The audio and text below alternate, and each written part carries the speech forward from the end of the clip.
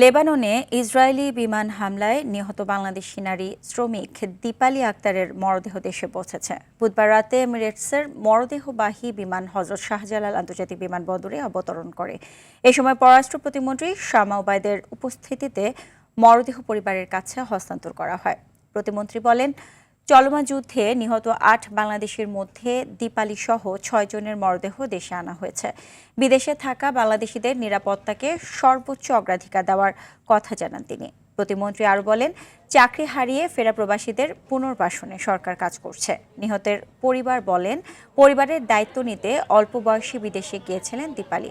গত ৮ এপ্রিল লেবাননের বৈরুতের হামরা এলাকায় ইসরায়েলি হামলায় আহত হওয়ার পর স্থানীয় হাসপাতালে চিকিৎসাধীন অবস্থায় মারা যান দীপালি।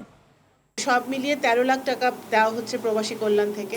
আমাদের একটাই টার্গেট যে আমাদের বাংলাদেশি ভাই বোনরা যেখানে আছে মধ্যপ্রাচ্যে, তাদের নিরাপত্তা আমাদের সর্বপ্রথম প্রায়োরিটি, নাম্বার 1 প্রায়োরিটি, এবং সেটা আমরা নিরলসভাবে সেই চেষ্টা করে যাচ্ছি এবং সেই কাজ চলমান আছে। ১৫ কি ১৬ বছর বয়স হবে তখন পরিবারের হাল ধরার জন্য আমার আর্থিক অবস্থা খুবই খারাপ ছিল।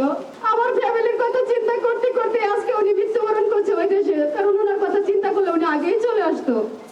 এই ফ্যামিলিটাকে বাঁচানোর জন্য, ফ্যামিলির জন্য খালি ভালো কিছু চিন্তা ভাবনা করার জন্যই আজকে পূর্বাসের মাটিতে সে